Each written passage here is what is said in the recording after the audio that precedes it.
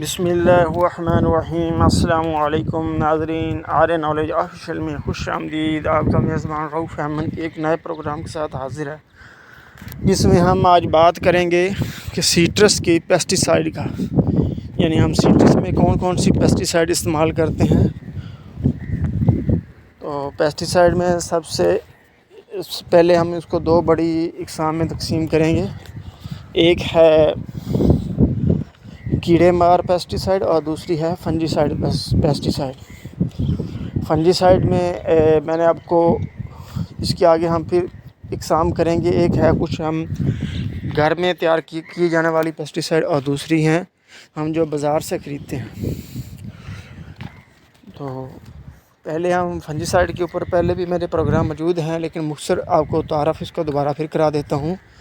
اس میں پیسٹی سائیڈ جو ہیں گھر میں بنانے والی اور ہوم میڈ یعنی پیسٹی سائیڈ جو ہے اس میں ہے ہمارا بوڈو مکسچر ہے، یہ کاپر بیسڈ فنجی سائیڈ ہے، اور بازار میں بھی آپ کو جو فنجی سائیڈ ملتے ہیں تقریباً وہ بھی کاپر بیسڈ ہی ہیں، جو سب سے اچھے رزلٹ دیتے ہیں۔ اور دوسرا اقسام ہے، دوسری بات یہ غور طلب ہے کہ کیا ہم گھر والا تیار شدہ بوڈو مکسچر یعنی ویب پیسٹی سائیڈ استعمال کیا کریں یا بازار سے خریدیں۔ تو میں آپ کو لیے ریکمینڈ کروں گا کہ آپ ایک دفعہ کاپر بیسڈ فنجی سائیڈ یعنی بوڈو مکسچر والا استعمال کریں اور ایک دفعہ بازار سے لے کے استعمال کریں، یعنی اس کو وقفے سے کریں، کیونکہ ابھی آگے یہ جولائی کا مہینہ چل رہا ہے، اگست میں بارشیں شروع ہو جائیں گی۔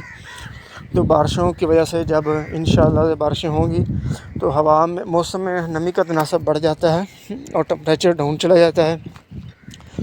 تو اگر 4 گھنٹے اسی طرح یعنی موسم ڈاؤن، ٹمپریچر ڈاؤن اور ہوا میں نمی کا تناسب زیادہ رہے اور پانی جو ہے بارش کا پتوں کے اوپر رکا رہے، تو وہاں پر لازماً طور پہ جو ہے فنجی سائیڈ کا اٹیک، جیسے سیٹرس میلانوز بیماری ڈیزیز ہیں، سیٹرس کیپ، سیٹرس کینکر، یعنی ایسی بیماریاں آپ کے پودوں کے اوپر اٹیک شروع کر دیتی ہیں، اور ان کے آگے بڑھنے کا جو سب سے بڑا سبب ہے وہ ہوتا ہے آپ کے پودوں کے اوپر موجود خشک ٹہنیاں۔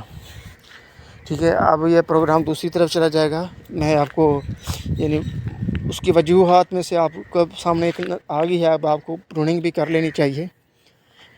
تو اس وقت ہم جو فنجی سائیڈ استعمال کریں، آپ پہلے بوڈو مکسچر کریں۔ بوڈو مکسچر کا یہ فائدہ ہے کہ یہ جیسے ہی صبح جب رات کو ڈیو آئے گی تو یہ جو اتنے جراثیم اس کے اوپر پودے کے اوپر موجود ہوں گے ان کو ختم کر دے گا۔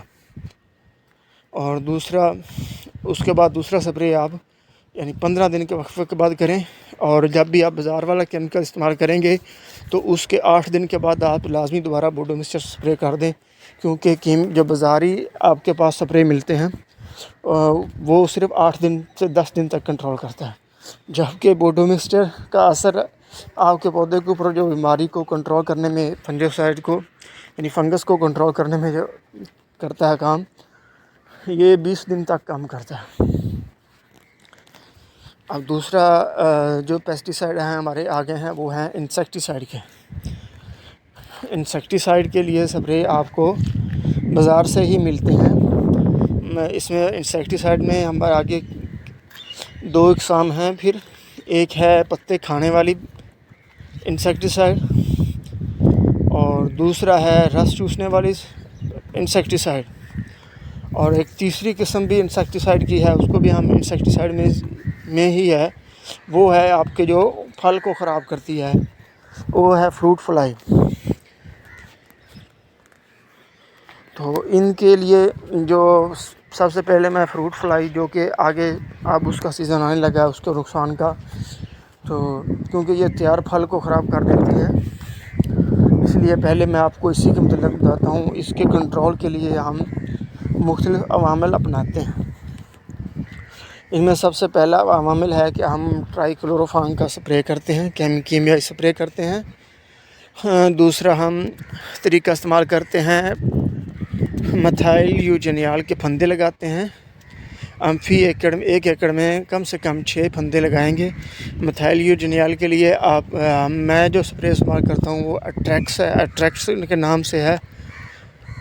آپ کے جو بھی آپ کے یعنی علاقے میں وہاں پر جو دستیاب ہو آپ اسی کو ترجیح دیں. یہ ہر علاقے میں مختلف کمپنیوں کی سپلائز جاتی ہیں اور مختلف کمپنیاں بعض علاقوں میں نہیں پہنچ سکتی ہیں. تو میں آپ کو ایسے نام گنوا دوں تو اس کا فائدہ نہیں ہے. آپ کے علاقے میں جو آپ کے پاس وہ پہنچتے ہیں پیسٹی سائڈ والے، آپ ان سے رابطہ کر کے، یا آپ کے جو زراعت والے ہیں، ماہرین زراعت جو آپ کی تحصیل لیول کے اوپر ہیں، آپ ان سے رابطہ کریں تو وہ آپ کو وہاں کے علاقے کے حساب سے آپ کو نام بتائیں. تو میتھائل یوجینال کے پھندے ہم اس کو یعنی ایکٹیو کریں گے 6 پھندے فی ایکڑ میں، اور اس پر سپرے کریں گے. اور تیسرا کام جو ہمارے افیکٹڈ فروٹ ہوتے ہیں جس میں فروٹ فلائی کا اٹیک ہو جاتا ہے، فروٹ فلائی کا اٹیک جو جس پھل کے اوپر ہوتا ہے، اس کو میں تھوڑی سی آپ کو نشانی بتا دیتا ہوں. امید ہے آپ سمجھ جائیں گے. ایک پھل کے ایک جگہ سے آپ کو تھوڑا سا خراب نظر آتا ہے، جیسے کہ کسی پینچر کیا ہوا ہوتا ہے.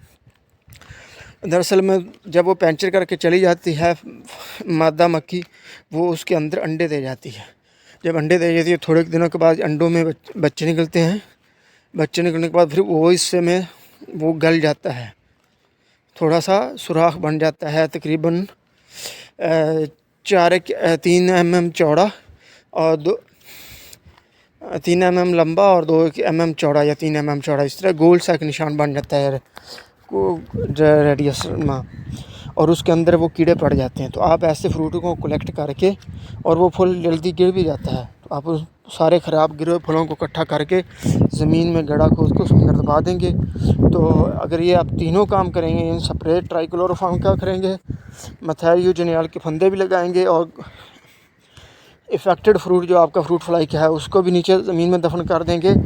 اور کوشش کریں کہ اپنے ارد گرد کی جو ہیں فصلیں ہیں ان میں بھی اگر کوئی ایسی چیز ہے جیسے خربوزہ ہے، واٹر ملن ہے، بینگن ہے، کریلا، توری، کھیرا، یہ سب فروٹ، ان میں سب کو فروٹ فلائی اٹیک کرتا ہے. تو ان سب کے اپنے اگر فصلیں ہیں تو ان کے اوپر بھی سپرے جاری رکھیں. ایک تو آپ کا وہ سبزیاں فروٹ وہ بھی بچیں گے، اور ان میں بھی پھندے لگائیں. تو پھر آپ خاطر خواہ آپ کو کنٹرول میں آپ کو ملے گا کہ آپ نے بہت اچھے طریقے سے کنٹرول کر لیا ہے. اور دوسرے آگے ہیں انسیکٹیسائڈ. انسیکٹیسائڈ میں 2 ہیں. ایک ہے لاروا ٹائپ جس جو پتے کھانے والی سنڈیاں ہیں، میں ان کے لیے ایمامیکٹن اور لیوفران استعمال کرتا ہوں. اور جو دوسرا ہے رس چوسنے والے کیڑے ہیں جس میں سفید مکھی ہے، سبز تیلا ہے، سست تیلا جو آپ کپاس میں استعمال کرتے ہیں جیسے سپرے ہیں، اور سیٹرسیلا ہے. ان کے لیے میں استعمال کرتا ہوں ڈیلٹا میتھرین اور امیڈا کلوروپارڈ. ان دونوں میں جو میں نے آپ کو بتائے ہیں ایمامیکٹن اور لیوفران، ان دونوں میں سے ایک میں استعمال کرتا ہوں، ایک دفعہ ایک کرتا ہوں، ایک دفعہ دوسری کرتا ہوں. اسی طرح امیڈا کلوروپارڈ میں ایک دفعہ استعمال کرتا ہوں، میں ڈیلٹا میتھرین دوسری مرتبہ استعمال کرتا ہوں. اس کے ساتھ ہمارا پروگرام اختتام کو پہنچا. اپنی دعاؤں میں یاد رکھیے گا. پاکستان زندہ باد.